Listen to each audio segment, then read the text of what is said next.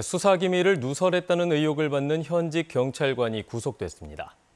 광주지방법원은 수사 관련 내용을 지인에게 알려주는 등 공무상 비밀 누설 혐의로 광주경찰청 소속 모 경찰관에게 검찰이 청구한 사전 구속영장에 대해 증거인멸의 우려가 있다며 영장을 발부했습니다.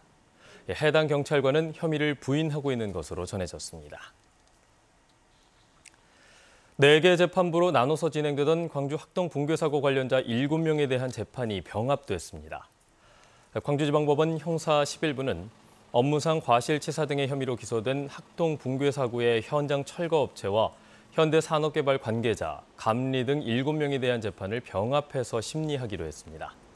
앞서 검찰은 증거조사와 증인신문 등이 중복되지 않도록 4개 재판부에서 진행되던 재판을 합쳐달라고 재판부에 요청했습니다. 최근 건강식품 등을 전화로 과대 광고해서 판매하는 텔레마케팅 상술이 기승을 부리고 있지만 단속의 손길이 미치지 못하는 것으로 나타났습니다. 민주당 김원희 의원이 식약처에서 제출받은 자료를 보면 식품 부당 광고 적발 건수는 지난해 16,000여 건으로 전년 대비 절반 이상 감소했고 건강기능식품의 부당 광고도 지난해 4,100여 건으로 전년 대비 절반 이상 줄었습니다. 김 의원은 그러나 유명 연예인을 TV 광고 모델로 세운 뒤 전화 상담으로 유인해서 판매하는 텔레마케터의 경우 단속 실적이 전혀 없어서 대책 마련이 필요하다고 밝혔습니다. 10대 청소년들의 아동 대상 성착취물 범죄가 크게 늘고 있는 것으로 나타났습니다.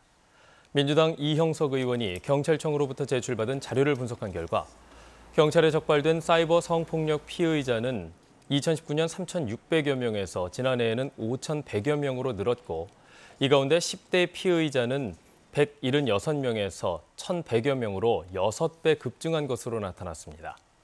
특히 아동을 협박해서 불법으로 성착취 영상을 제작해 유포하다 적발된 10대 피의자의 경우 지난해 841명으로 전년 대비 7.6배 증가했습니다.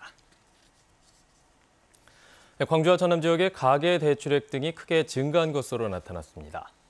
한국은행 광주전남본부가 발표한 자료를 보면 지난 7월 광주 전남 지역의 금융기관 가계 대출 증가액은 1조 5,900여억 원으로 나타났습니다.